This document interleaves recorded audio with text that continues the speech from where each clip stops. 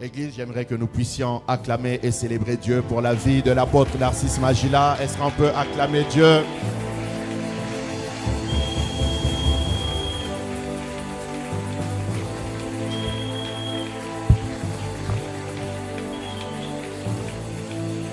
Quelqu'un peut acclamer très fort pour le roi de rois. Si tu aimes Jésus, je veux que tu honores sa présence parmi nous. Il est la star de tous les temps, la star de tous les âges. Celui qui dit un mot et la chose arrive. Il maîtrise les temps et les circonstances. Il a programmé cette saison pour ta destinée. Tu ne resteras plus jamais la même. Une nouvelle dimension de faveur va localiser ta vie. Je veux qu'un homme qui aime Jésus pousse des cris de joie pour sa présence. Si tu aimes Jésus, acclame très fort pour sa présence. C'est bon.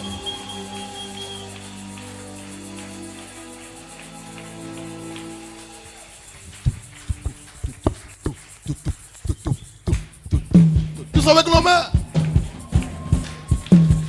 Baisse la vitesse.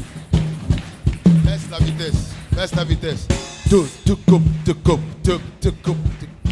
Est-ce que le moment peut faire un peu de you comme ça?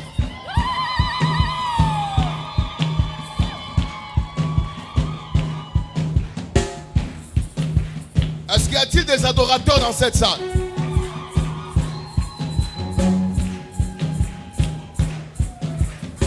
Celui qui bouge un peu comme ça, que Dieu commence à localiser sa vie.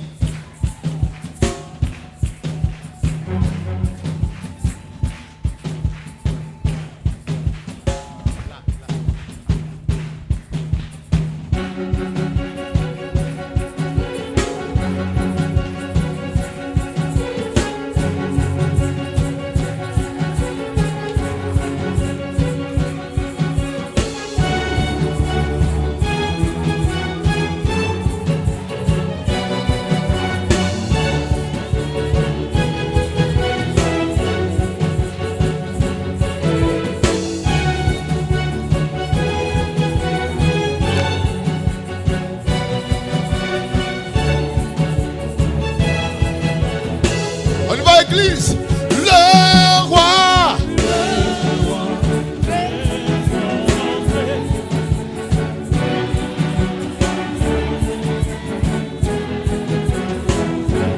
Encore le roi.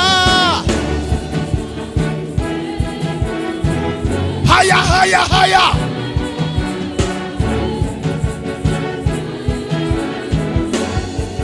Les vies sont à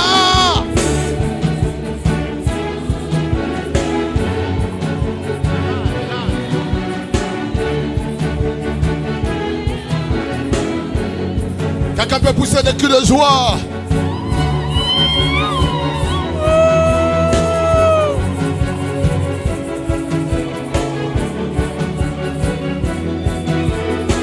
Come on. Le roi.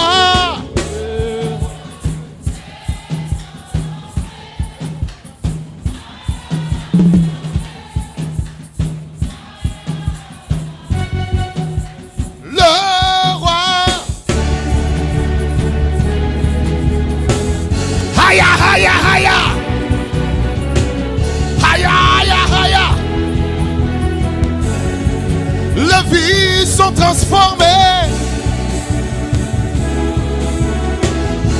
Haya, haya. Écoute ça.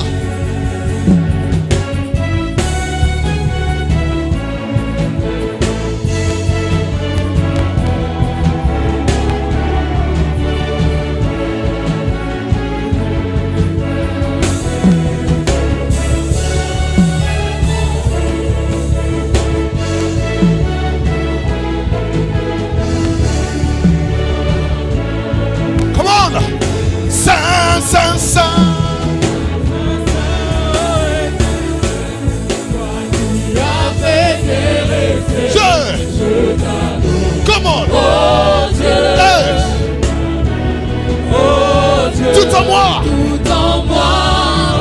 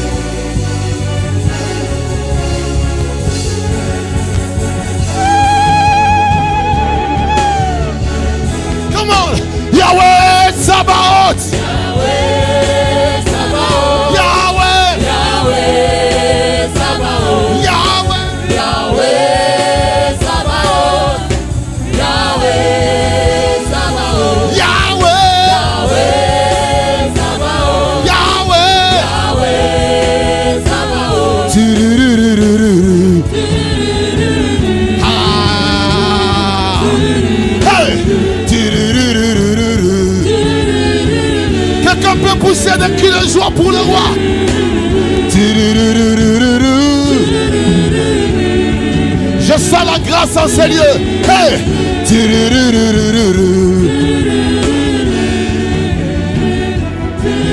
Come on.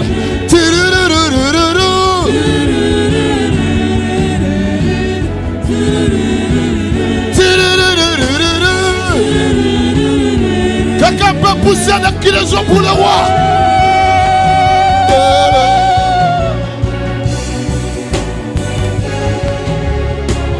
Yahweh, Yahweh, Sabaoth. l'eau est agitée, agitée, comme à Bethesda. L'eau est agitée, c'est le temps du Saint-Esprit. L'eau est agitée, agitée, comme à Bethesda. L'eau est agitée. Il est temps que je m'y plonge. L'eau est agitée, L'eau est agitée, agitée, comme à Bethesda. L'eau est agitée, c'est le temps. Je vais chanter avec l'église. L'eau est agitée. l'eau est Agité, agité, comme L'eau est agitée, c'est le temps du Saint. On y va. L'eau est agitée.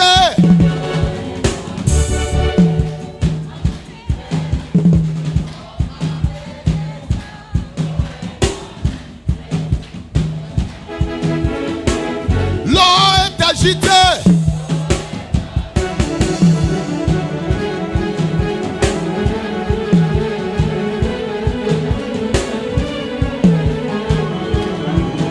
Hey! L'eau est agitée. L'eau est agitée, agitée, Comme à Bethesda, l'eau est agitée. C'est le temps du Saint-Esprit. Écoute ça. Combien j'avance à nos profondes, Comme Ézéchiel, je m'y plonge pour nager par l'esprit. Comme la femme samaritaine. Comment je soif, je soif de toi, je soif de toi, je soif de toi. Oh. Come on, l'eau est agitée, comme à Bethesda. L'eau est agitée, c'est le temps du Saint. Quelqu'un peut jouer, sauter la winner. l'eau est agitée, agitée, comme à Bethesda. L'eau est agitée, C'est le temps que je... Écoute ça, l'eau est agitée. l'eau est agitée. Quelqu'un peut entrer dans le rangée, en train de lever le roi. Déclare, agité, c'est le temps du Saint-Esprit. Écoute ça, c'est le temps du Saint-Esprit ce soir. C'est le temps du Saint-Esprit. Oh oui, c'est le temps du Saint-Esprit ce soir. C'est le temps du Saint-Esprit. Dans ma famille, c'est le temps du Saint-Esprit ce soir. C'est le temps du Dans mon Saint-Esprit. église, c'est le temps du Saint-Esprit ce soir. C'est le temps du Saint-Esprit. 1, 2, de profondeur en profondeur, j'avance. De profondeur en profondeur, de profondeur en profondeur. De profondeur en profondeur, j'avance. Hey! De profondeur en profondeur. De gloire en gloire. De gloire en gloire, j'avance. Hey! De gloire en gloire. De gloire en gloire. De gloire en gloire, j'avance. De gloire en gloire. De sagesse en De sagesse. sagesse en sagesse, j'avance. De sagesse en sagesse. De victoire en victoire. De victoire en victoire, j'avance. De victoire en victoire. Puissance en puissance. Puissance en puissance. Quelqu'un peut bouger pour le roi. Hey! De puissance en puissance. De puissance en puissance, j'avance. De puissance en puissance.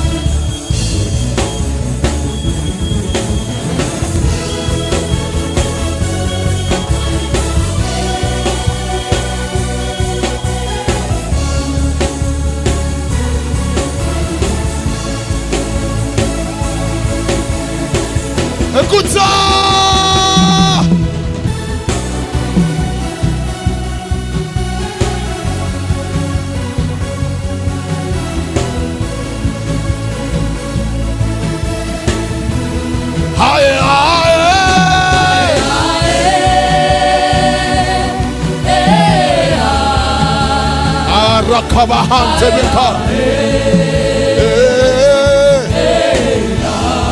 Écoute ça.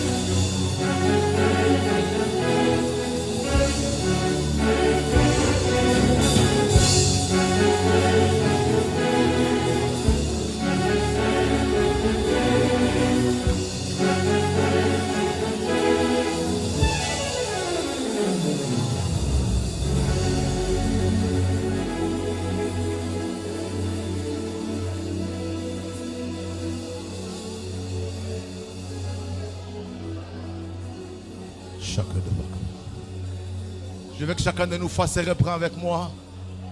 Nous avons nos mains levées.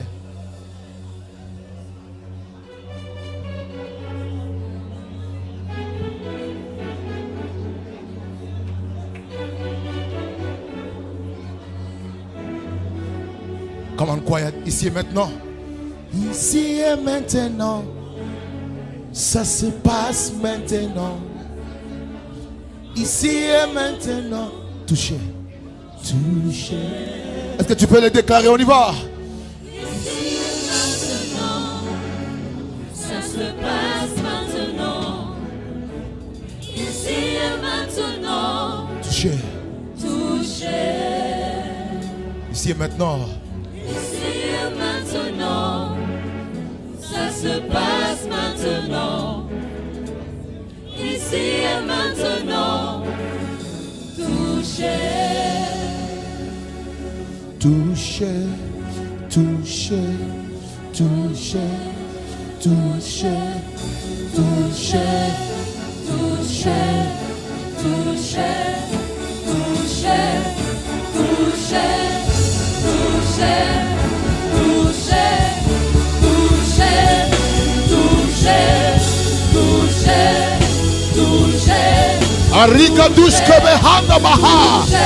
Irenoska vire palente kere baha. touché, Touché.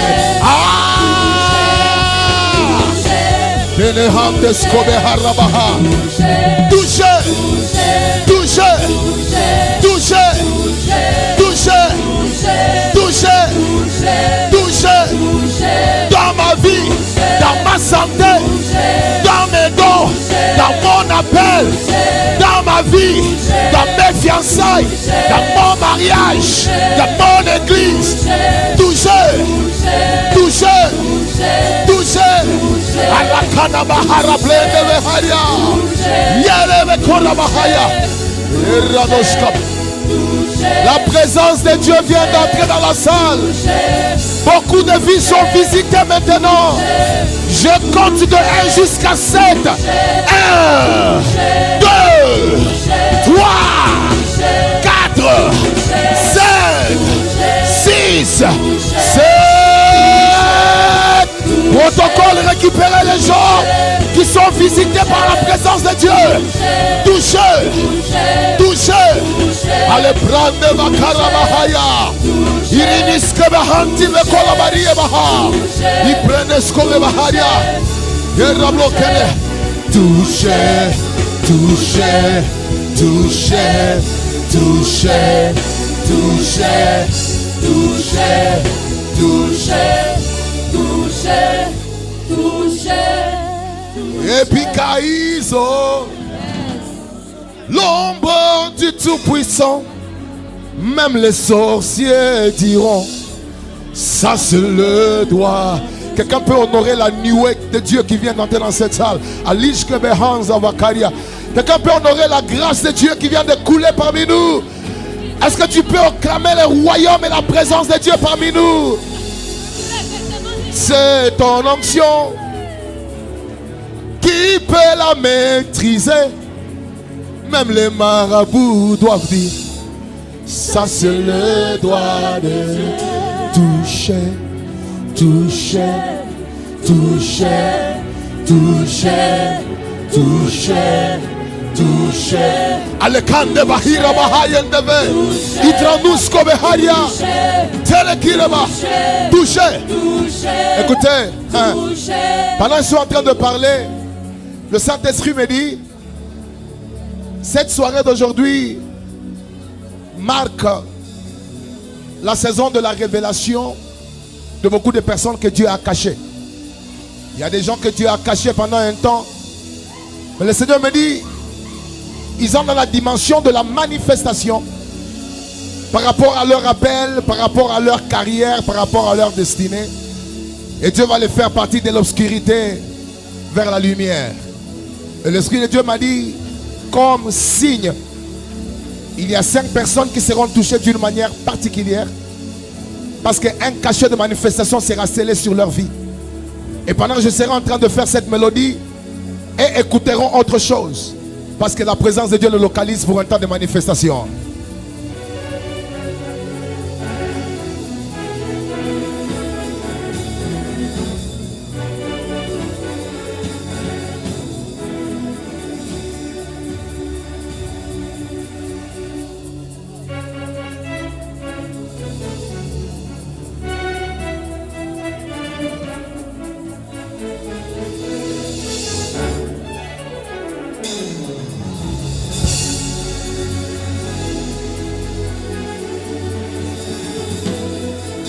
Ils sont visités par la présence de Dieu. Alléluia. Arepande vekola baharia. Itranize behente vekola brinde. Alléluia. Yes. La première est là. La deuxième personne. La troisième. Elles sont en train d'être visitées d'une manière particulière. Parce que l'heure de la manifestation est arrivée pour leur destinée. Protocole, amenez-les rapidement. Tenez-la. Apenes kavria inda bakaria. Tene kura blinte beharia. Amenez-les ici devant. Ils sont visités par la présence de Dieu. Shanabahan tabile korabaheye. Yeah.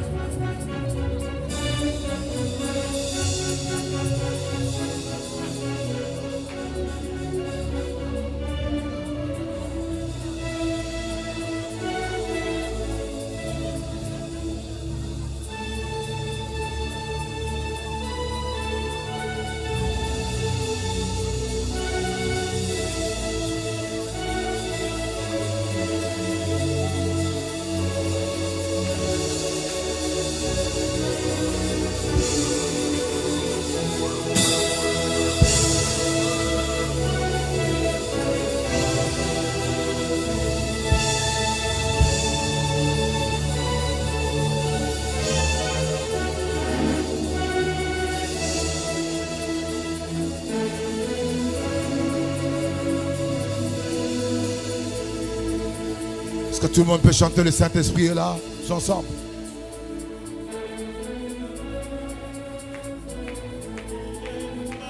Le Saint-Esprit.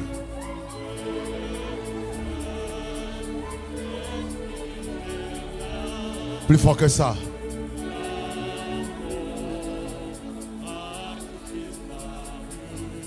Yes.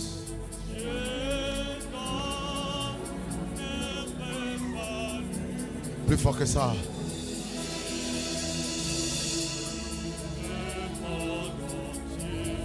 Yes.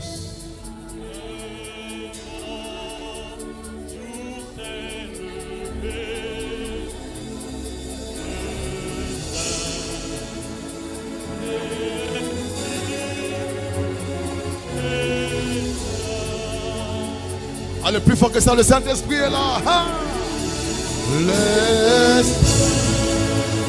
Je sens la présence de Dieu. Le Saint-Esprit est là.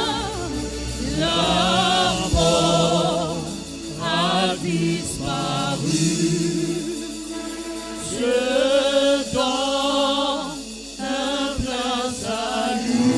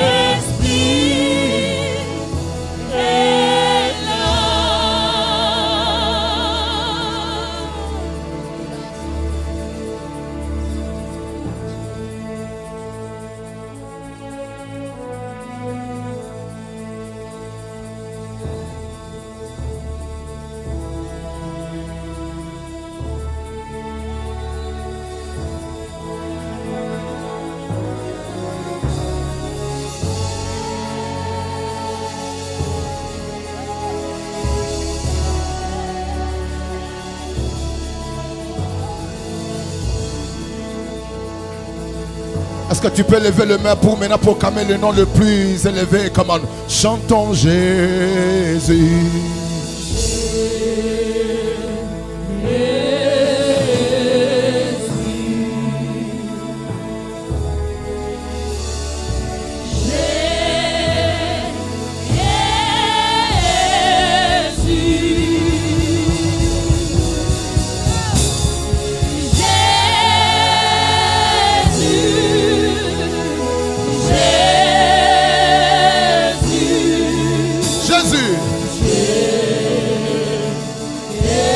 là comme un seul homme.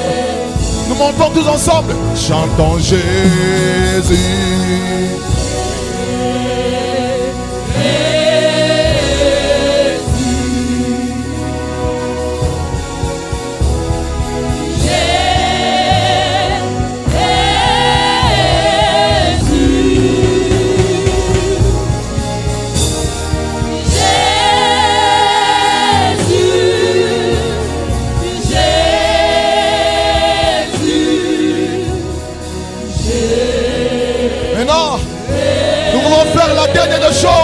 Mais nous voulons l'acclamer. Acclamons, nous t'acclamons. Nous t'acclamons. Quelqu'un peut acclamer le prince de vie.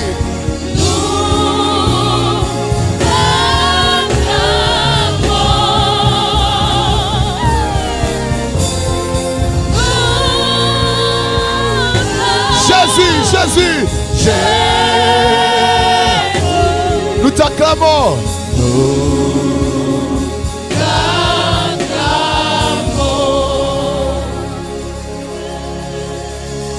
Jésus. Jésus.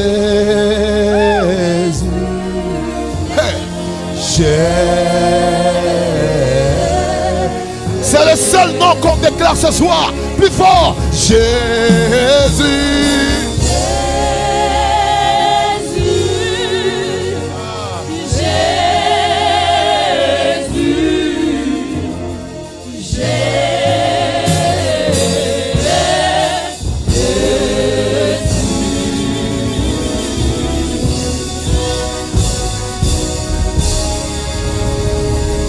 Quelqu'un pousse un cri de joie pour le prince de vie.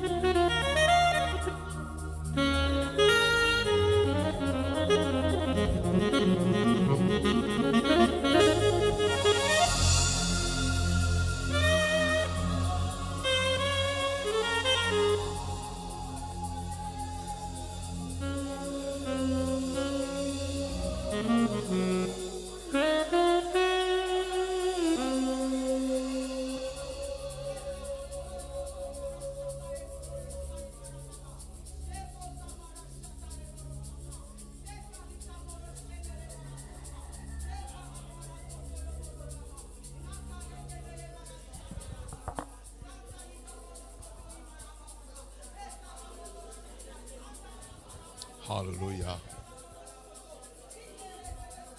Saint-Esprit, parle-nous. Bénissons ce temps. Au nom de Jésus-Christ. Quelqu'un peut acclamer très fort pour le roi. Est-ce que tu peux acclamer très fort pour le prince de paix? Que celui qui aime Jésus pousse des cris de joie pour sa présence.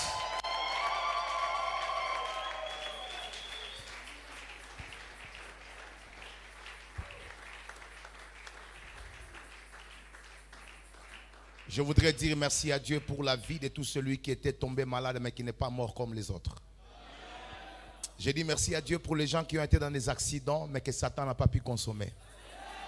J'ai dit merci à Dieu pour toutes les personnes que Satan n'a pas pu retenir dans les ténèbres. Aujourd'hui sont sauvées, éclairées par la lumière. Mais j'aimerais aussi dire merci pour la vie du pasteur Christopher Mayabel, pour la vision la consistance, la grâce, la constance, la persévérance pendant ces 5 ans. Est-ce qu'on peut honorer Dieu pour sa vie, son endurance? Est-ce qu'on peut dire merci à Dieu pour tous les serviteurs qui ont été à ses côtés depuis le début de cette église? Malgré les vents et marées, ils ont été présents. Alléluia. Est-ce qu'on peut dire merci à Dieu pour la vie des papas ainsi que maman pour avoir été comme des piliers depuis le premier jour de cette œuvre jusqu'à ce jour? On rend grâce à Dieu. Mais écoutez, je ne saurais pas terminer ce moment d'appréciation, rendre grâce à Dieu par rapport à cette chorale qui chante chaque semaine en ces lieux pour que le culte puisse avoir l'environnement de la présence de Dieu où le ciel se manifeste. Est-ce qu'on peut honorer les choristes, les instrumentistes? Vous savez, parfois, nous les prédicateurs, nous croyons que quand c'est l'heure de la parole, maintenant c'est l'heure des choses sérieuses. Mais vous serez étonnés au ciel que ce que vous appelez sérieuse n'aura pas d'espace, ça sera l'adoration qui sera la gloire de l'éternité. Est-ce qu'on peut honorer les choristes? L'adoration, c'est déjà les choses sérieuses. Et c'est pourquoi quand on adore, Dieu descend, Dieu agit, parce qu'il siège au milieu de l'adoration. Est-ce qu'on peut bénir la présence de tous les hommes de Dieu qui sont parmi nous? Prophète, merci d'être là. Homme de Dieu, pasteur, que Dieu vous bénisse. Révérend, nous sommes honorés par votre présence. Merci, que Dieu vous bénisse. Nous allons nous asseoir. Merci. Vraiment, je dis merci à Dieu pour m'avoir gardé depuis Pretoria. C'est un très long trajet. Si vous allez sur le globe, vous allez voir en un jour ce qu'on a fait. C'est un très long trajet. Quitter Pretoria, Djobour, et puis venez à Kinshasa. Kinshasa, vous traversez le fleuve, vous venez ici. Et donc, vraiment, c'est pap. Et si rien de mauvais ne nous est arrivé, c'est parce que Dieu a un programme avec nous. Dieu nous a gardés. Je veux qu'on lui rende grâce. Ce n'est pas juste le luxe de traverser, mais c'est la victoire de tout ce qui peut arriver comme incident dans le parcours. On peut dire merci à Dieu pour la faveur de la protection sur notre vie. Merci. Est-ce qu'on peut acclamer le Seigneur pour ça? Merci. Vous savez, dans le ministère, quand vous êtes au début et que voilà, vous aspirez aux portes, parce que tout prédicateur aspire aux portes. L'apôtre Paul lui-même dit, priez pour moi afin qu'une porte me soit quoi? Me soit ouverte. Et les jours où la grande porte lui était ouverte, il dit voilà, je préfère rester ici à Corinthe au moins, à Éphèse, parce que là au moins une grande porte m'est ouverte. Amen. Et quand vous commencez au début du ministère, vous avez cette joie-là, cet excitement de voyager, d'aller partout. Mais après, quand le voyage s'intensifie et que vous vous déplacez tellement trop, ça cesse d'être juste, comme on dit en anglais, un excitement ou une joie, mais ça devient maintenant une responsabilité. Parce que ce n'est plus juste le fait que vous voyagez, mais c'est maintenant qu'est-ce que vous apportez quand vous voyagez. Et c'est maintenant plus la conscience du bagage que la joie du déplacement. Et étant donné que Dieu nous a donné cette responsabilité dans les corps de Christ, on n'est pas seulement pasteur, mais Dieu nous a donné la grâce d'exercer le ministère apostolique, c'est-à-dire édifier, bâtir les églises par-ci, par-là. Je voudrais vraiment dire merci à Dieu pour ma rencontre aussi avec le pasteur Christophe, parce que je considère que cette église, c'est aussi chez moi. Et toutes les fois que je viens travailler ici, je ne viens pas travailler comme un visiteur, je viens travailler dans mon église. Et on est à 2 semaines, Dieu nous a fait la grâce, c'est un témoignage que je donne, Dieu nous a fait la grâce, on a acheté un grand bâtiment en Afrique du Sud depuis le mois de septembre. Et par la grâce de Dieu, ce bâtiment-là a été construit simplement en 3 mois. Et nous sommes déjà là à 2 semaines, presque 1 mois de la dédicace. Moi, venir ici, c'est vraiment un très grand sacrifice parce qu'on est en train de finir les travaux. On va recevoir le monde entier qui va descendre en Afrique du Sud à Pretoria. C'est vraiment un grand sacrifice, mais aussi c'est une façon pour moi de témoigner l'amour que j'ai pour cette église. J'aime tellement cette église que je crois qu'en bâtissant cette église, Dieu bénit aussi notre église. Voilà, il y a beaucoup de Sud-Africains pendant que je parle, beaucoup de gens de mon église qui sont connectés en ligne. Je veux que vous puissiez les saluer. Faites quelque chose qu'ils sentent que...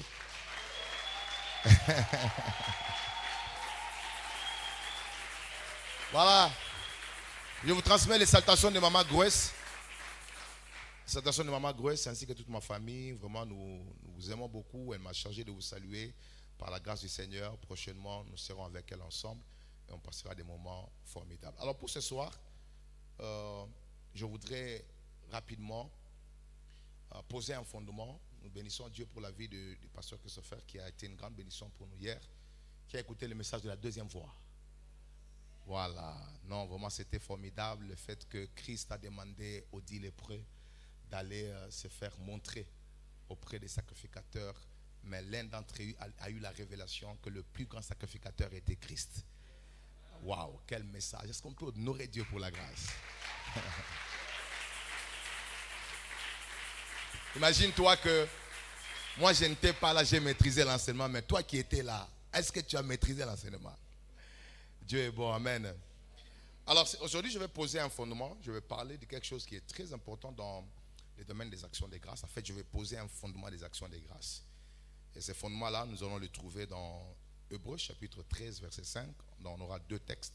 On va prendre Hébreux chapitre 13 verset 5. On va aussi utiliser 2 Samuel chapitre 12, 1 jusqu'à 5. Donc on a deux textes que je vais exploiter.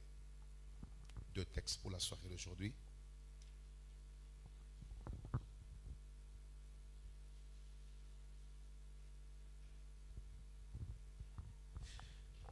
On aura la parole de Dieu. Ne vous livrez pas à l'amour de l'argent. Quelqu'un peut répéter après moi. Ne vous livrez pas à l'amour de l'argent. Contentez-vous de ce que vous avez. Car Dieu lui-même a dit, je ne te délaisserai point et je ne t'abandonnerai point. Deuxième texte de Samuel chapitre 12, 1 jusqu'à 5. Que nous dit la Bible? On va faire une grande lecture ensemble. Et pour moi, ce texte est très fondamental pour ce séminaire. On y va. Est-ce que vous voyez de l'autre côté? Merci, on y va. 4. L'Éternel envoya Nathan vers David. Et Nathan vint à lui et lui dit, il y avait dans une ville 2 hommes, l'un riche et l'autre pauvre. Les riches avaient des brebis et des bœufs en très grand nombre. Le pauvre n'avait rien du tout qu'une petite brebis qu'il avait achetée. Il la nourrissait, elle la grandissait chez lui avec ses enfants. Elle mangeait de son pain, buvait dans sa coupe, dormait sur son sein et il la regardait comme sa fille. Un voyageur arriva chez l'homme riche et le riche n'a pas voulu toucher à ses brebis ou à ses bœufs plutôt, pour préparer un repas au voyageur qui était venu chez lui. Il a pris la brebis du pauvre et l'a apprêtée pour l'homme qui était venu chez lui. La colère de David s'enflamma violemment contre cet homme. Il dit à Nathan, l'Éternel est vivant. L'homme qui a fait cela mérite quoi? La mort. Et il rendra 4 brebis pour avoir commis cette action et pour avoir été sans pitié. Et Nathan dit à David, tu es cet homme-là, ainsi par l'Éternel, le Dieu d'Israël. J'étais oint pour roi sur Israël et j'étais délivré de la main de Saül. Je t'ai mis en possession de la maison de ton maître. J'ai placé dans ton sein les femmes de ton maître et je t'ai donné la maison d'Israël et de Juda. Et si cela eût été peu, j'y aurais encore ajouté. Acclamons très fort pour la parole du Seigneur.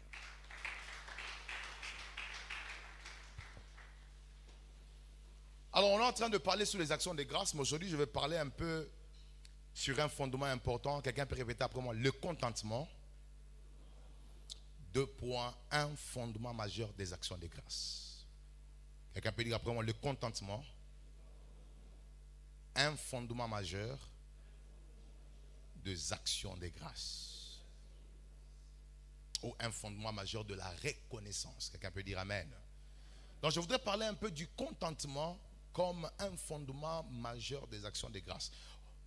Et je vais utiliser 2 textes très importants qui vont nous aider de sous-bassement par rapport à mon enseignement. Le premier, c'est Hébreux, chapitre 13, verset 5, où la Bible dit, contentez-vous de ce que vous avez, car Dieu lui-même a dit, je ne te délaisserai point. Contentez-vous de ce que vous avez, c'est-à-dire, la Bible encourage le contentement dans la vie du croyant. Quelqu'un peut dire amen. La Bible encourage que les enfants de Dieu ne puissent pas se livrer à l'amour de l'argent, à l'amour de choses matérielles, mais que les enfants de Dieu soient sécurisés par la loi du contentement. Quelqu'un peut dire amen. Et nous avons un texte important, c'est le texte de David. David va tomber dans l'infidélité avec la femme d'autrui. La femme d'Uri, son serviteur.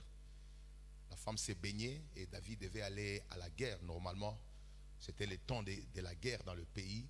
Et tout roi devait se rendre aussi à la guerre. Mais cette fois-là, David a choisi le confort au lieu du combat. Il a décidé de choisir le relax au lieu d'aller dans les choses qui pouvaient assurer la continuité de son royaume, la paix et la victoire. Et pas seulement ça, il devait aller dans les choses qui l'ont amené là où il était. Parce qu'il n'est pas arrivé au trône juste dans le confort. Il est arrivé au trône par la guerre. Quelqu'un peut dire amen?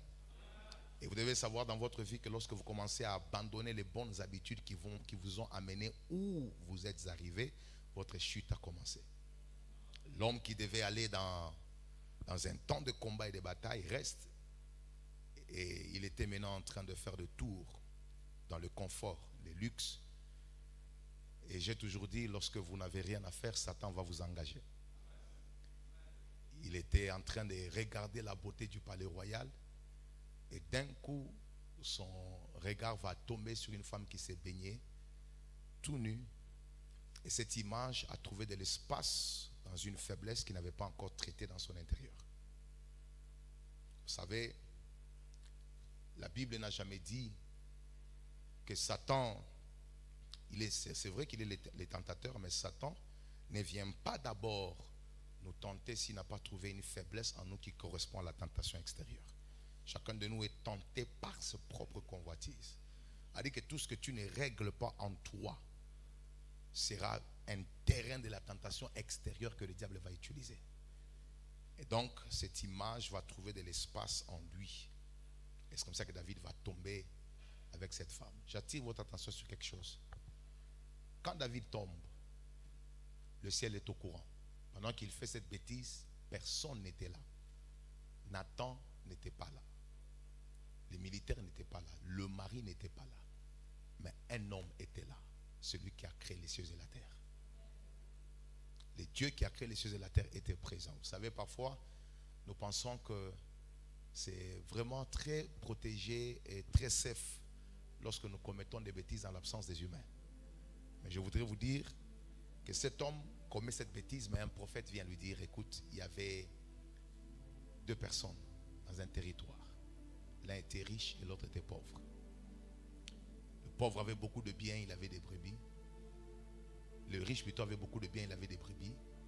Et un jour il a été visité, mais le pauvre n'avait rien, il n'avait qu'une seule petite brebis. Et quand le riche a été visité par un homme, la Bible déclare qu'il va regarder parmi ses brebis comme s'il n'avait rien vu. Il va laisser toute le brebis, il va laisser tout le troupeau qu'il avait pour aller prendre la brebis du pauvre. Et cette brebis du pauvre était vraiment son ami, considéré comme sa fille. La Bible dit qu'il dormait même avec cette brebis. Il prenait tellement soin de cette brebis que cette brebis avait la considération qu'il donnait à ses enfants. Et cet homme va récupérer la brebis pour finalement la préparer comme nourriture pour les visiteurs. Et David, quand il entend cela, il va s'enflammer. Non, une telle personne doit mourir. Et alors, au prophète Nathan de dire, mais cette personne-là, c'est toi. Tu as pris la seule brebis que Uri avait. Pendant que toi, tu avais plusieurs brebis, plusieurs femmes. Et c'est comme ça que David va tomber sur ses pieds. Il va pleurer amèrement parce que le ciel avait vu cela. Bien-aimés dans le Seigneur, tous ces textes, en dehors de tout le sujet que nous pouvons essayer d'utiliser ou de faire, de ressortir, tournent autour de la loi du contentement. Et la raison pour laquelle je vais parler de ces textes, c'est parce que le Saint-Esprit m'a parlé au sujet de l'Église. Il m'a dit, ils veulent m'offrir des actions de grâce. Mais dis-leur, il n'y a pas d'action de grâce sans le contentement. Et aujourd'hui, je n'ai que deux objectifs pour ceux qui sont en train de noter. Je vais introduire. Nous voulons simplement montrer la place et le rôle fondamental du contentement dans les actions de grâce. Nous voulons être capables de démontrer la place fondamentale, la place et le rôle fondamental du contentement dans les actions de grâce. L'action de grâce n'est rien d'autre que le fait de remercier Dieu d'être reconnaissant envers le Seigneur. Mais deuxièmement, nous voulons révéler, selon les Écritures, ce que le contentement n'est pas et ce qu'il est. C'est que le contentement n'est pas et ce qu'il est. Voilà les deux objectifs que nous aurons ce soir. Je voudrais que tu dises à un voisin, sans le contentement, il n'y a pas de vraies actions de grâce. Dis-lui ça. Cherche notre voisin, dis-lui, là où le contentement est absent, l'action de grâce s'arrête. Et je voudrais attirer l'attention de toute l'Église sur le fait que sans contentement, même la bénédiction devient un escalier de nouvelles demandes. C'est-à-dire que toutes les fois qu'il n'y a pas le contentement, la bénédiction devient un escalier de nouvelles demandes. Au lieu d'un hôtel d'adoration, ça devient une opportunité de nouvelles demandes. J'ai remarqué dans l'église que beaucoup de gens sont plus dans l'identité des demandeurs que d'adorateurs. Et cela ne vient pas du souci de la prière ou de la communion avec Dieu, mais ça vient du manque de contentement. Si vous voulez connaître le sens de gratitude des enfants de Dieu, mesurez le type de sujets qu'ils ont dans leur prière. Vous allez remarquer que le taux de demande est plus élevé que le taux d'adoration. La communion avec Dieu ne se passe pas sur base des demandes. La communion se passe sur base de l'adoration. C'est plus vous contemplez Dieu, c'est plus vous devenez transformé. Et on contemple Dieu dans l'adoration. On contemple Dieu en proclamant qui il est. Parce que tu ne peux proclamer par la bouche que ce que ton esprit a vu. C'est ce que tu vois de Dieu. C'est ce que tu connais de Dieu. C'est ce que ta bouche déclare. Et nous avons un sérieux problème aujourd'hui. C'est que comme on n'exerce pas le contentement, nous nous retrouvons en des demandeurs insatisfaits. Et même quand on adore, c'est en fonction d'un miracle, mais on ne peut pas l'adorer en fonction d'un contentement. Et vous devez être conscient que sur la terre, aussi longtemps que vous existez, vous aurez toujours de besoin si vous ne savez pas comment s'arrêter pour rendre grâce à Dieu. Parce que chaque exaucement est une introduction de nouvelles demandes. Toutes les fois que Dieu exauce un besoin, sachez que dans cet exaucement-là, il y a des nouveaux besoins qui commencent. Et si on ne développe pas le sens de contentement, on risque d'être des chrétiens frustrés, des chrétiens qui sont toujours à la recherche de choses sans jamais se contenter de ce que Dieu a donné. Je donne un exemple. Quelqu'un dit, Seigneur, donne-moi un travail. Dis à un voisin, Seigneur, donne-moi un travail. Dès que Dieu a donné le travail, regardez comment est-ce que l'exaucement va engendrer des besoins. Seigneur, augmente mon salaire. Seigneur, augmente mon salaire. Et puis après, Seigneur, donne-moi une voiture. Je suis fatigué d'aller en transport. Ça bouffe tout mon salaire. Après, Seigneur, donne-moi une maison parce que je dois être maintenant stable. Et puis après, Seigneur, change-moi de patron parce que celui-ci ne me comprend pas, il me combat. Et puis au-delà de tout, maintenant je suis devenu stable, il me faut une femme. Et puis après avoir une femme, il me faut des enfants. Après les enfants augmentent encore plus fort. Augmente encore mon salaire parce que je dois payer le minerva de mes enfants. Dis à un voisin, on ne finira jamais d'avoir des besoins si on ne sait pas s'arrêter pour se contenter de ce que Dieu a fait avant de continuer.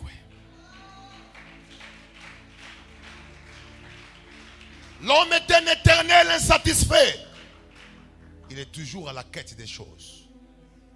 Il est toujours en train de chercher plus. Mais je voudrais vous dire une chose.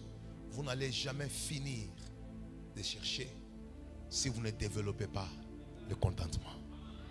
Et aujourd'hui, par la grâce du Seigneur, j'ai le mandat d'essayer d'établir la doctrine du contentement. Cette doctrine que je vais établir aujourd'hui dans les quelques minutes qui me restent va se passer sous deux angles.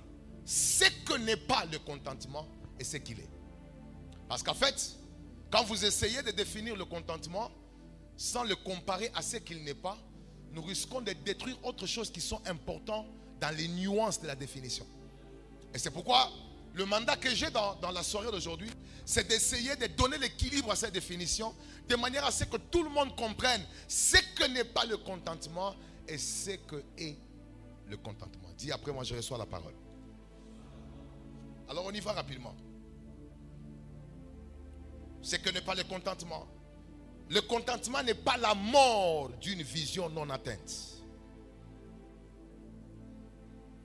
Le contentement n'est pas la mort d'une vision non atteinte, mais un état de satisfaction qui se réjouit de chaque étape menant à son accomplissement.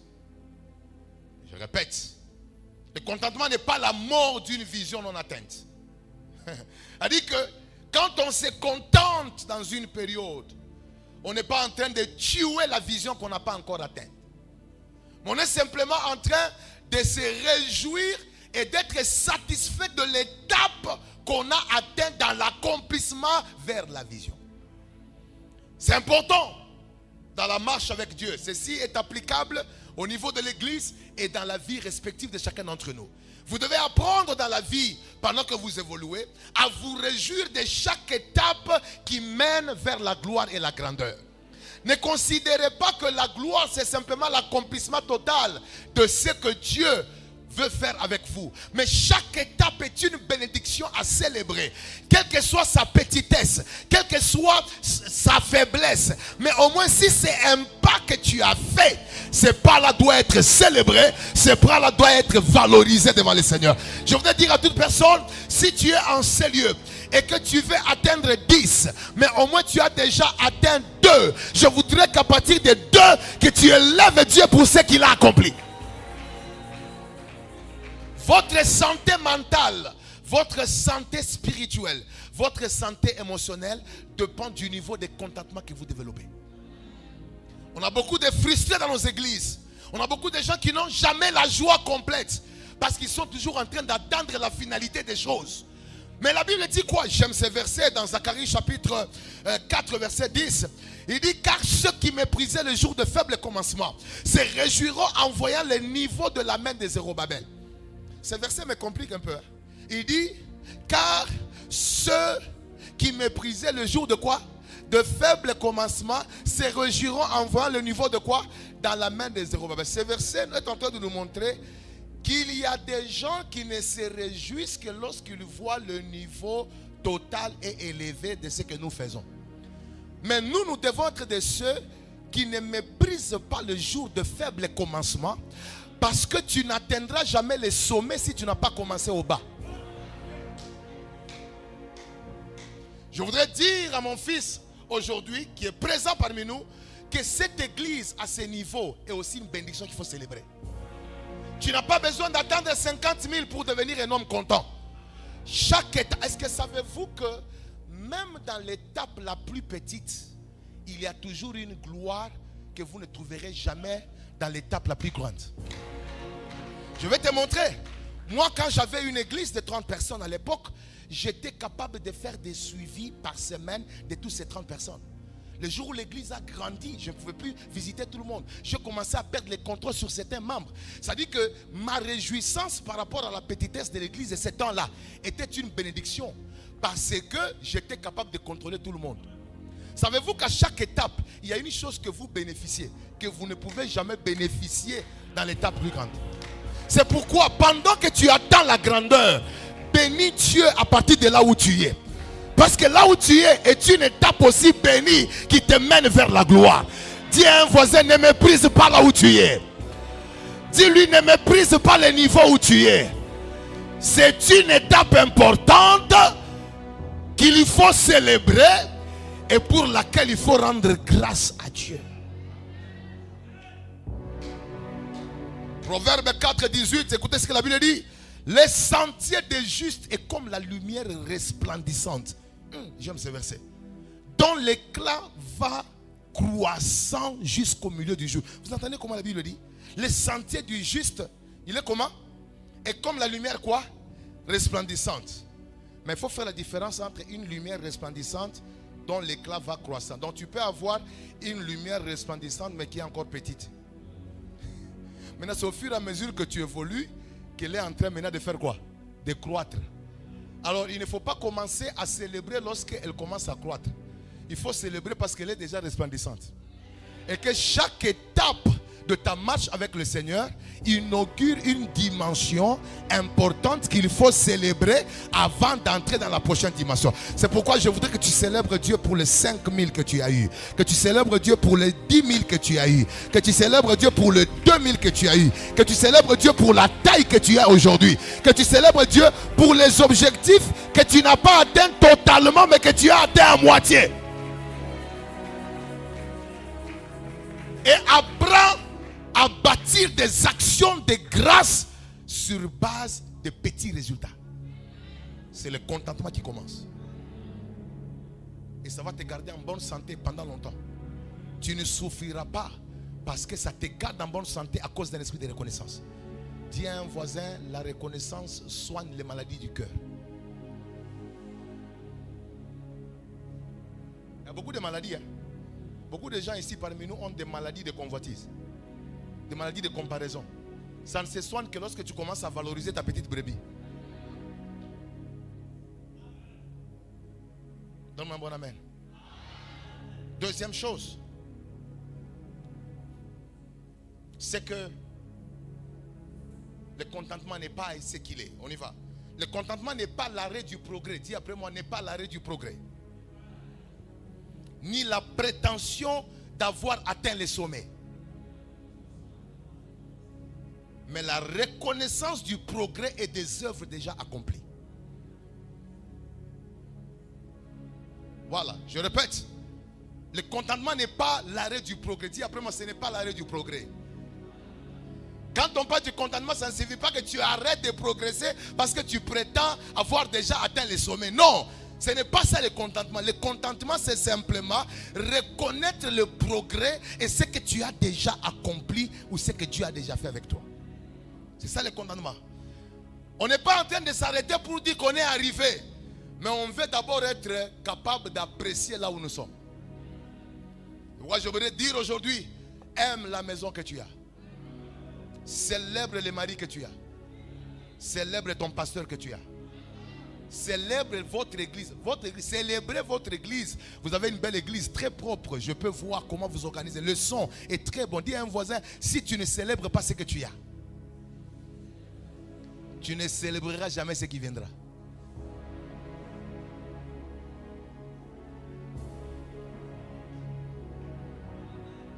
De Samuel chapitre 7 verset 12.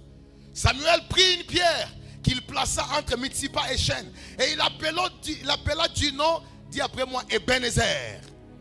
En disant, jusqu'ici l'Éternel a fait quoi? Nous a secourus. Je ne sais pas si vous vous rendez compte que cette expression ne signifie pas que Samuel est en train de prétendre qu'ils ont atteint les sommets. Non, non. Il était simplement en train de dire que là où nous sommes arrivés là, c'est quelque chose. Et que là où nous sommes, c'est là que nous sommes arrivés jusqu'à présent. Et nous devons être capables de nous arrêter pour dire à Dieu, Ebenezer. Je voudrais dire à l'église Cité de Gloire, rendez grâce à Dieu pour là où vous êtes arrivés.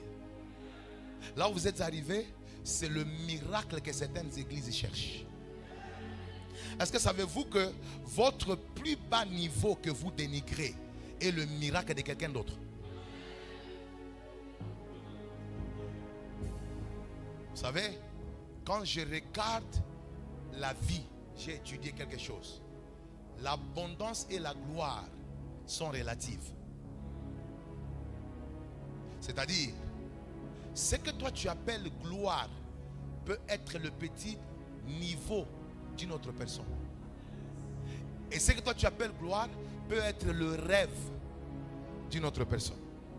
Et dans le domaine de la gloire, le plus haut niveau de quelqu'un peut devenir le plus bas niveau de quelqu'un d'autre.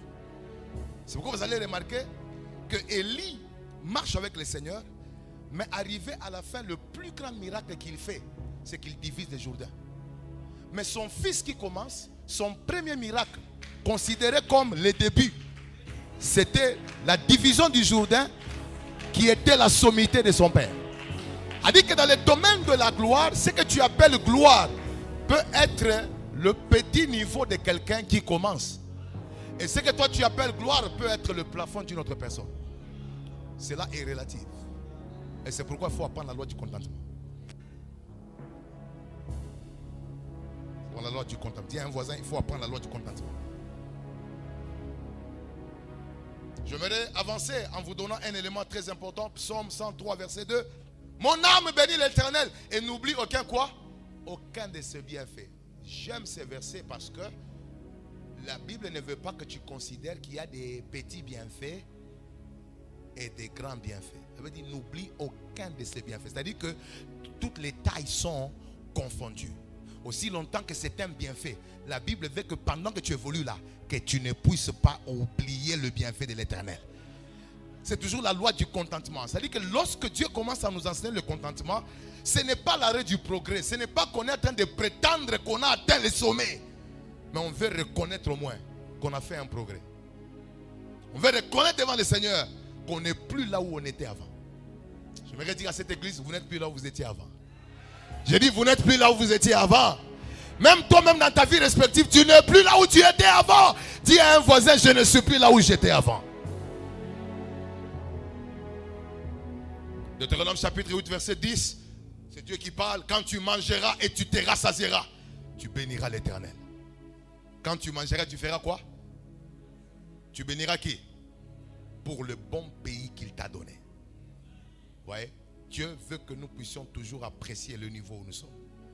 Même si ce n'est pas la hauteur la plus élevée, mais tu dois apprendre à apprécier le niveau où tu es. Et cela préserve ta vie. 3. Notez ceci. Le contentement n'est pas un caractère inné. Dis à un voisin, ce n'est pas un caractère inné. On ne naît pas avec le contentement. La nature de l'homme qui a été détruite par le péché adamique, étant en Christ, cette nature est en train d'être restaurée par la puissance de la parole, doit être exposée à la discipline de la restauration du contentement. Notez que le contentement n'est pas un caractère inné, mais une discipline que l'on s'impose, que l'on apprend et que l'on développe avec le temps. Je répète, le contentement n'est pas un caractère inné, mais une discipline que l'on s'impose. Dis après moi, on s'impose. Yes. Que l'on apprend et que l'on développe avec le temps. Tu dois savoir que tu n'es pas né avec le contentement en toi. C'est pourquoi tu vas remarquer, l'homme est toujours à la recherche des choses. Depuis que tu es né, tu es en train de chercher quelque chose. C'est combien que tu cherches? J'ai besoin de demander aux gens qui cherchent beaucoup l'argent. Je vous pose la question. Dites-moi d'abord, c'est combien que vous cherchez? C'est combien que tu cherches? Depuis que tu cherchais, tu n'as pas encore trouvé. Tu as même trouvé, mais tu n'es pas encore arrivé. Et la Bible dit, celui qui cherche l'argent ne se rassasiera jamais. Tu ne seras jamais rassasié de l'argent. Et ceux qui veulent s'enrichir, ils tomberont dans quoi? Dans beaucoup bien des tourments. C'est-à-dire que sur cette terre, tu dois savoir qu'il n'y aura pas une chose qui va te satisfaire plus que Dieu.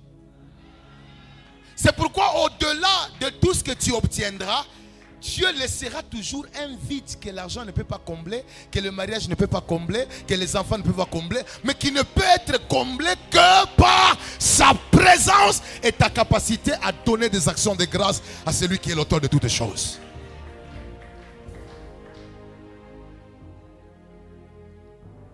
Bienvenue dans le Seigneur. J'aime ce que la Bible dit. C'est l'apôtre Paul qui le dit dans Philippiens chapitre 4, 11 jusqu'à 12. J'aime ces versets, je veux qu'on puisse les lire ensemble. À part Roger, j'ai vu quelque chose que je ne voyais pas avant. Je méditais aujourd'hui, j'ai dit waouh, réellement on apprend le contentement. Et puis quand on l'apprend, on connaît maintenant comment se contenter. J'aime, c'est l'apôtre Paul qui nous fait voir ça. Est-ce que je peux avoir le verset rapidement? Philippiens 4, 11 à 12. Très important ce verset. C'est un verset qui nous parle du contentement. Mais regardez comment on nous donne la notion d'apprendre et puis après la notion de la maîtrise du contentement. C'est un verset vraiment très très bénissant. Qu'est-ce que nous dit la Bible? Ce n'est pas en vue de mes besoins que je dis cela. Maintenant, il continue. Car j'ai appris. Dis après moi, j'ai appris. Ah, il n'est pas né avec ce qu'il veut dire là. Il a appris ça. J'ai appris à être comptable de l'état où je fais quoi? Je me trouve. Maintenant, après avoir appris, c'est maintenant la maîtrise qui vient. Je sais maintenant vivre dans l'humiliation. Et je sais vivre dans quoi? Dans l'abondance. En tout et partout, j'ai appris à être rassasié et à avoir faim et à être dans l'abondance et à être dans la disette. Mais tout a commencé par quoi? J'ai appris. Si tu n'apprends pas, tu ne sauras pas. En d'autres termes, le contentement doit commencer comme une discipline que tu t'imposes. Tu dois apprendre aussi pendant un certain moment à garder un seul téléphone, même lorsque les nouvelles versions sortent. Aussi longtemps que ce téléphone peut appeler, aussi longtemps que tu peux recevoir des messages. Si le téléphone n'est pas encore abîmé, commence à t'imposer la discipline de te contenter. Parce que si tu n'apprends pas, tu ne seras jamais un homme content. Dis à un voisin, on n'est pas dans la course d'accumuler des choses dont on n'a pas besoin.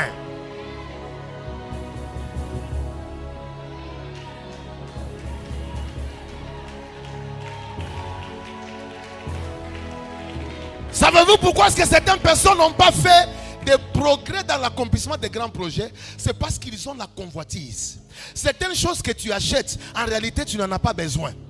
C'est seulement le souci d'avoir tout ce qui vient. Aussi longtemps que ta veste est encore en bon état, garde-le. Aussi longtemps que tes chaussures sont encore en bon état, garde-le. Mais tu peux mettre l'argent à côté pour des projets sérieux. Et en même temps, tu apprends quoi? Le contentement.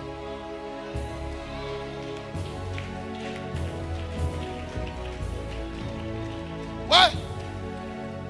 Il y a des gens, ils me regardent. Oh, papa, tu ne charges pas ton téléphone. Je dis pourquoi? Pourquoi? Je dis pourquoi? Oh non, il y a un nouveau téléphone. Quand tu l'ouvres comme ça, la lumière apparaît. J'ai dit, cette lumière fait quoi? Il dit non, ça fait juste beau. Si tu n'apprends pas à te contenter, tu n'accompliras pas les grandes choses qui viennent devant toi. Tu dois savoir, on n'est pas en train de dire qu'il faut être médiocre. On est en train de dire que le contentement s'apprend. Et c'est une discipline qu'on doit s'imposer. Et ce n'est pas moi qui l'ai dit. 1 Corinthiens chapitre 9 verset 27. La Bible dit quoi? Je traite durement mon corps. Je le tiens assujetti. C'est-à-dire si tu ne traites pas durement ton corps et que tu ne le tiens pas assujetti, tu n'apprendras jamais le contentement. Parfois tes yeux peuvent te dire regarde ce véhicule ici. Regarde, tu viens d'acheter il y a 2 mois, mais ça c'est meilleur. Hein? Ce véhicule ici est meilleur. Quand tu veux acheter le véhicule, tu n'as pas encore de maison. C'est vraiment normal. C'est vraiment normal pour toi. Vous êtes un couple, vous faites 15 ans ensemble, vous achetez des véhicules, mais vous n'avez pas de maison. Vraiment, même vous. Même vous ne trouvez pas qu'il y a quelque chose qui ne va pas. Dites-moi si dans ces véhicules-là, vous allez mettre toutes les choses de la maison si on vous mettait dehors.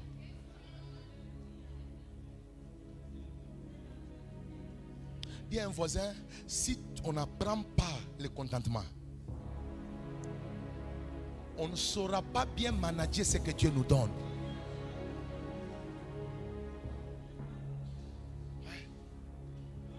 Alors aujourd'hui, je viens chasser dans le cœur de chacun d'entre nous l'envie des choses dont on n'a pas besoin.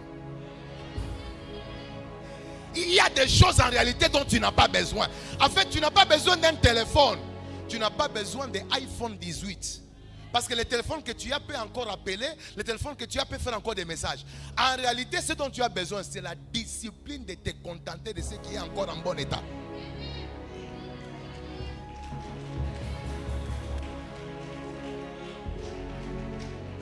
C'est tout.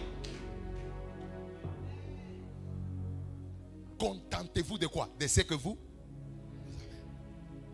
Je te dis que je vais prier pour ce message. Tu ne vas jamais l'oublier. Ça, 50 ans d'existence en toi.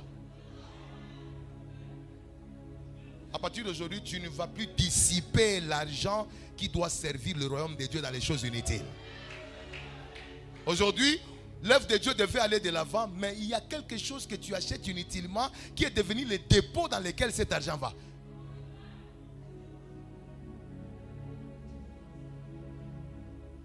Dis à un voisin, à partir d'aujourd'hui, je commence à m'imposer la discipline du contentement. Et puis je commence à apprendre à me contenter des choses qui sont encore bonnes.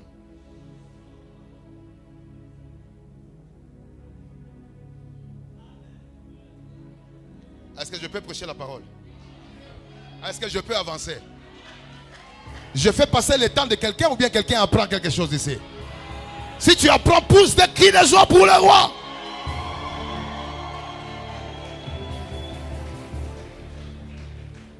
Quatrième chose, dis après moi, le contentement n'est pas l'absence de soif d'aspirer à plus.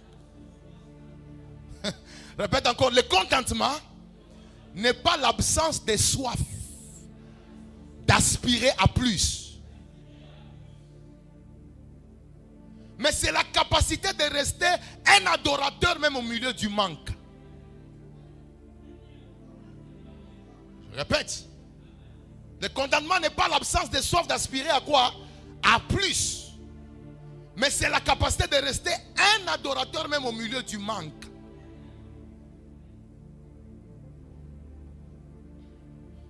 Papa, dans le contentement, on n'est pas en train de pousser les gens à ne pas aspirer à plus.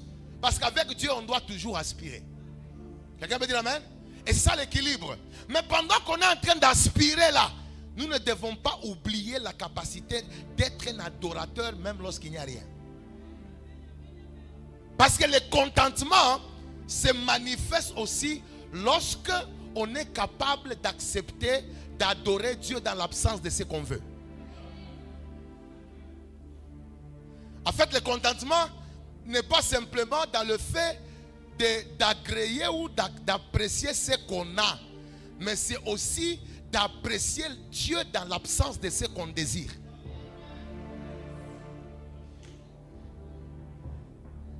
Donc le contentement aussi se manifeste lorsque tu es capable de continuer à aimer Dieu, à lui rendre grâce pour une chose qui n'est pas là.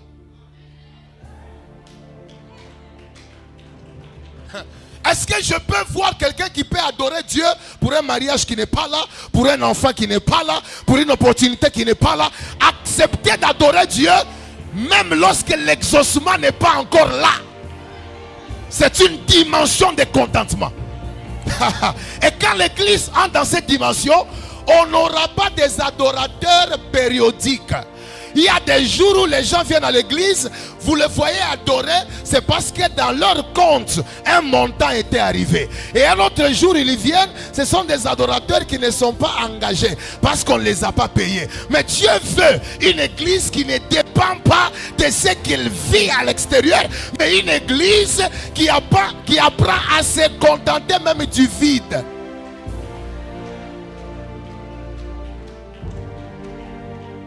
Quelqu'un va me dire, apôtre, mais cela est dangereux. Je dis oui, c'est dangereux parce que c'est ce que l'homme ne veut pas. Job chapitre 1, verset 20 à 21. J'aime ça. Job s'éleva, déchira son manteau, se rasa la tête. Puis il se jeta par terre et se prosternant et dit, l'Éternel a donné, l'Éternel a ôté. Que le nom de l'Éternel soit béni. C'est une action de grâce, un contentement qui se passe dans l'absence des choses. Il est en train de se contenter et de rendre grâce à Dieu pour le fait qu'il a perdu des choses.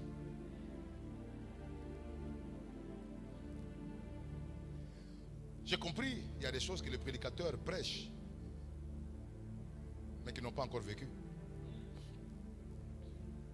Parfois, les ailes que nous, les prédicateurs, nous avons de prêcher certaines choses viennent du fait qu'on ne les a pas encore vécues. Oui, oui. Il y a un zèle et une passion, surtout quand on prêche des épreuves. Il y a des épreuves qu'on peut prêcher parce qu'on ne connaît pas la douleur. Alors on les prêche pour que certaines personnes fassent l'effort de les devenir pendant que la capacité n'est pas encore en nous.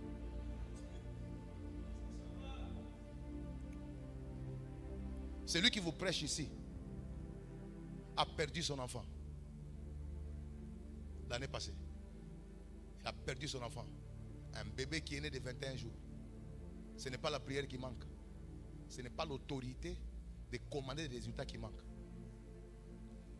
L'église, on a appris à l'église comment faire pour vaincre des batailles. Mais l'église n'a pas été beaucoup enseignée sur comment vivre quand Dieu a décidé de faire le contraire de ce que Dieu a demandé.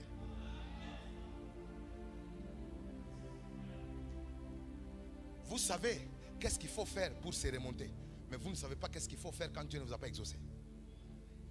Parce que Dieu n'est pas bon seulement en nous donnant des choses que nous voulons. Il est aussi bon en nous retirant des choses. Parce que l'entrée dans la présence de Dieu ne signifie pas toujours recevoir. L'entrée dans la présence de Dieu signifie aussi perdre. Jacob entre dans la présence de Dieu, mais il sort, il perd sa capacité de bien marcher. Zacharie entre dans la présence de Dieu, il perd la voix, pas pendant un jour. Et vous devez être conscient qu'avec Dieu, il peut vous arracher une chose ou vous faire passer par la preuve, pas parce qu'il a besoin de la chose. Ce qui compte, il veut voir comment vous restez après la perte.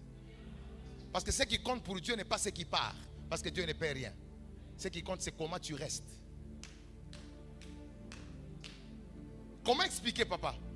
Paul, un homme que Dieu a utilisé puissamment, très fort dans la gloire, il a prié 3 fois pour que Dieu enlève une certaine maladie qui était dans son corps. Mais Dieu a refusé. Et je n'ai jamais entendu Paul être découragé et dire que voilà, Dieu n'existe pas, Dieu n'est pas bon. Mais ça, on ne prêche pas trop. Et les chrétiens doivent savoir, parfois, il y a des choses que Dieu n'enlèvera pas. Et il y a des prières que Dieu n'exaucera pas. Pas parce qu'il est incapable, mais parce qu'il décide par lui-même. Rappelez-vous que quand Jésus allait mourir à la croix, il avait dit quoi? Ôte de moi quoi? Cette coupe. C'était une prière. Dieu ne l'a jamais exaucée. Mais Dieu lui a donné la force de boire la coupe. Parfois Dieu ne va pas exaucer ce que tu demandes, mais il va te donner la force de consommer ce qui fait mal.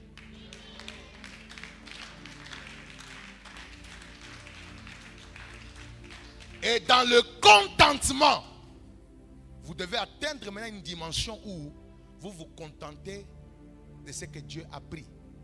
Vous vous contentez de l'absence de quelque chose. Mon fils est mort.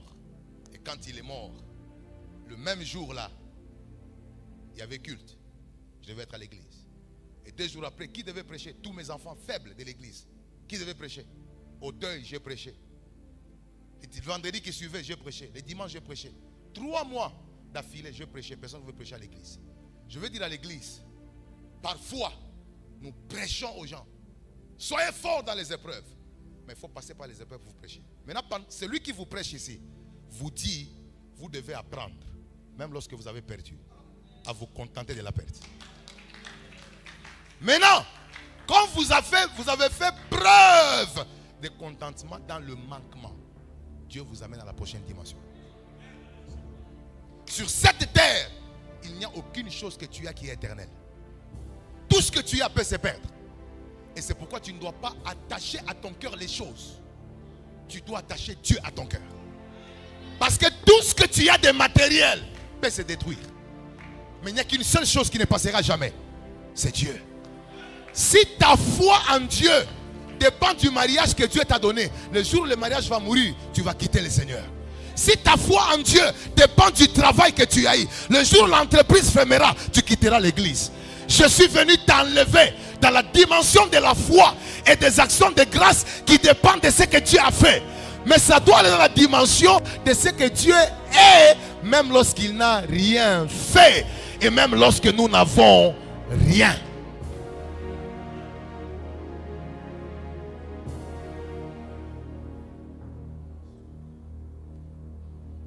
Il y a quelque chose que j'aime, pasteur. Jésus arrive devant la tombe de Lazare. Lazare sent. Mais Jésus dit, Seigneur, je te rends grâce. Il arrive devant la tombe. Lazare est déjà en train de pourrir. Mais il dit, Seigneur, je te rends grâce. Est-ce que tu as déjà atteint la dimension d'apprendre à adorer Dieu devant des choses qui n'ont plus de vie? Est-ce que tu as déjà atteint la dimension où la chose pour laquelle tu adores Dieu n'a plus de sens pour toi? Mais tu apprends à l'élever parce qu'il est écrit. Nous devons maintenant adorer Dieu en toutes circonstances. Dans les circonstances, ce n'est pas seulement dans les bonnes circonstances, même dans les mauvaises circonstances. Tu commences à grandir lorsque les alléluia peuvent sortir quand tu as mal. Et vous devez savoir, il n'y a aucune personne sur cette terre qui ne passera pas par l'épreuve de la perte. La perte dont je parle n'est pas simplement familiale. Ça peut être une maison, ça peut être des amis, ça peut être un mariage, ça peut être quelque chose. Tout le monde peut perdre, mais le problème n'est pas ce qu'on perd. Le problème c'est comment on reste devant Dieu quand on a perdu. Parce qu'il y a probabilité que tu deviennes plus mauvais après avoir perdu. Parce que tu commences à juger Dieu. La confiance en Dieu n'est pas seulement dans la capacité de croire en ce qu'il peut faire, mais c'est aussi la capacité à croire en ce que sa souveraineté peut décider.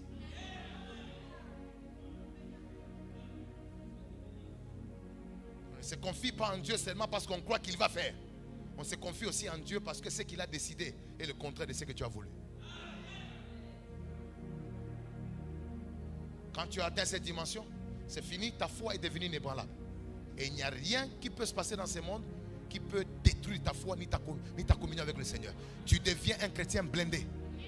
Écoutez, j'aimerais amener dans tout le monde ici la pensée de l'éternité. Sachez que toute dimension surnaturelle qu'on vit maintenant est un goût de l'éternité. Dieu nous guérit pour nous signaler que dans l'éternité, il n'y aura pas de maladie. Dieu nous délivre des combats pour nous dire que dans l'éternité, il n'y aura pas de combat. Alors si vous bâtissez votre foi en Dieu sur base des choses temporaires que vous vivez maintenant, le jour où ça se perd, votre adoration s'arrête.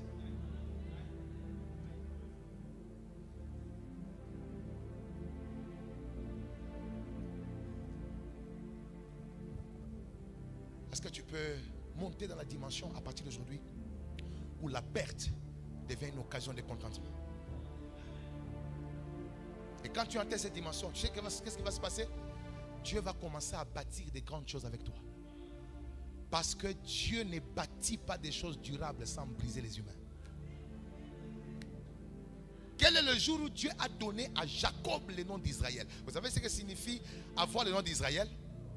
Ça signifie être un homme d'abord un individu transformé. Et puis, deux, c'est devenir la représentation de toute une nation, parce que toute une nation va porter maintenant le nom. Et puis devenir une terre, un territoire consacré. C'est ça la signification. Mais cela commence par où? Commence par un brisement. Si Dieu ne vous brise pas, il ne peut pas vous faire passer à la dimension d'une terre, d'un territoire ou d'une représentation d'une nation. Vous n'arrivez pas à la taille de représenter Brazzaville lorsque vous n'acceptez pas le brisement. Est-ce qu'il y a-t-il des personnes aujourd'hui qui peuvent accepter que certaines souffrances ne viennent pas seulement parce qu'on a péché, mais elles viennent parce que Dieu doit nous préparer à des grandes choses? Comment est-ce que tu es resté devant le Seigneur quand il t'avait pris la chose que tu aimais? Certains d'entre nous sont devenus des rebelles. Ils viennent à l'église mais tu es fâché. Tu viens à l'église mais quand on prêche, on dit des déclarations, tu ne crois plus. Mais non, tout ce que Dieu veut savoir, c'était ça. Il voulait savoir si ton amour pour lui dépendait de ce que tu avais ou ça dépendait de l'amour réel que tu as pour lui. Si tu es parmi nous, tu as perdu des choses qui t'ont changé, qui t'ont ramené dans le monde, tu dois te repentir parce que tu avais échoué l'examen. Je termine ce soir.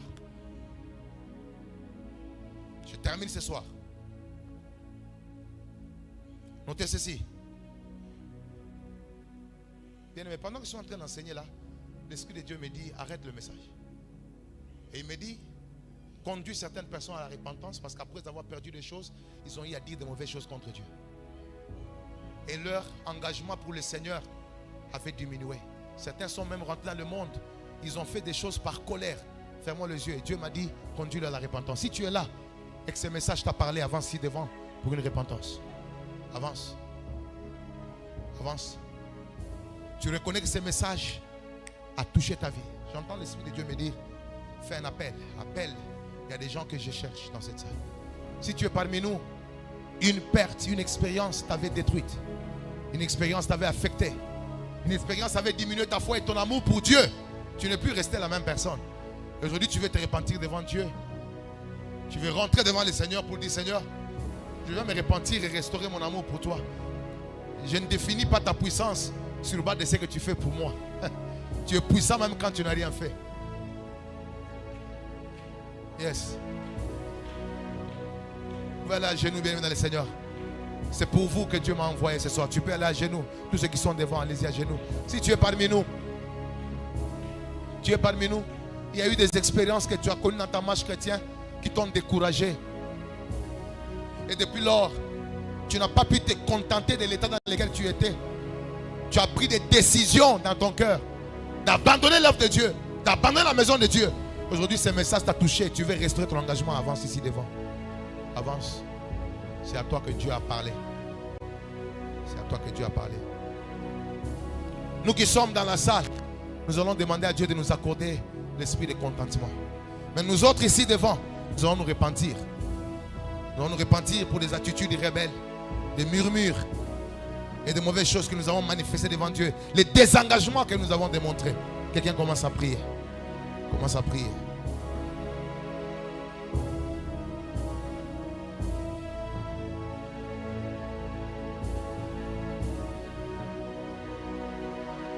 Quelqu'un monte en prière.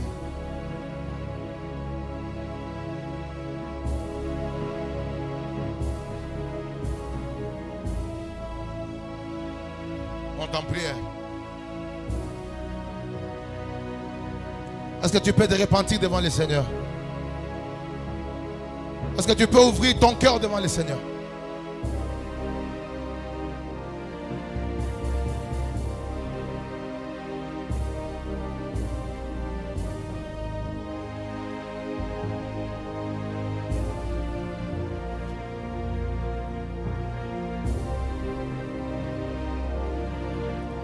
Nous sommes presque à la fin de ce culte. Église, est-ce que vous pouvez tenir debout? Ceux qui sont devant, levez le main. Ceux qui sont devant, levez le main. Une main levée, une autre sur la poitrine. Fais cette prière après moi. Seigneur Jésus. Plus fort que ça, Seigneur Jésus.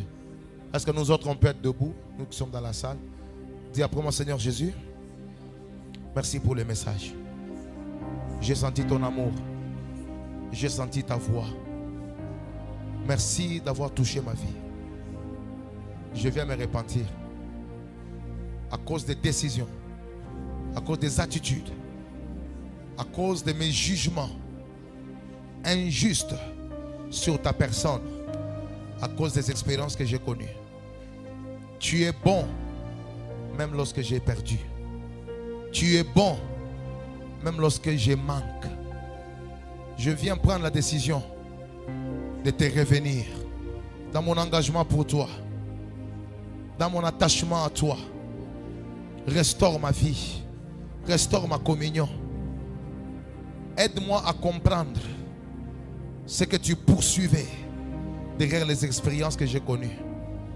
Permets-moi de devenir mature sur base de ce que j'ai connu et non rebelle à toi. Au nom de Jésus-Christ. Reste calme. Père, je prie pour la restauration du cœur de mes bien-aimés.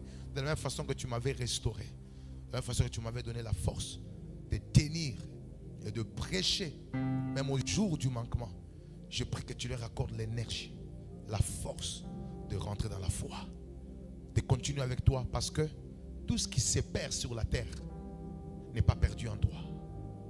Tu es le maître de tout et tu restaures toujours. Je prie que tu renouvelles le cœur de tout celui qui a été ici présent. Accorde-lui un cœur de contentement dans l'absence des choses, afin que les actions de grâce ne montent pas seulement dans la présence de l'exaucement, mais que ça monte aussi dans l'absence des choses qu'ils ont désirées. Parce que c'est à cela que tu nous appelles. Que Dieu vous restaure au nom de Jésus-Christ. Nous avons ainsi prié. Amen. Ce soir, nous voulons faire une adoration pour les choses qui manquent. Nous voulons dire merci à Dieu pour ce qui manque. Nous voulons rendre grâce à Dieu pour ce qu'on n'a pas. Nous voulons rendre grâce à Dieu pour les prières qu'il n'a pas exaucées dans sa souveraineté. Nous voulons dire merci à Dieu. Dire Seigneur, nous nous contentons même des choses que tu n'as pas exaucées. Sachant que tu es le maître des temps et des circonstances, tu agis en ton temps. Mais nous voulons aussi dire merci à Dieu pour les choses qu'il a faites dans lesquelles nous sommes présentement. Quelqu'un de nous peut montrer la... C'est un séminaire de la reconnaissance, un séminaire de contentement. Nous voulons dire merci à Dieu pour les choses qui manquent et pour les choses qu'il a manifestées jusqu'où nous sommes. Commence à adorer le Seigneur.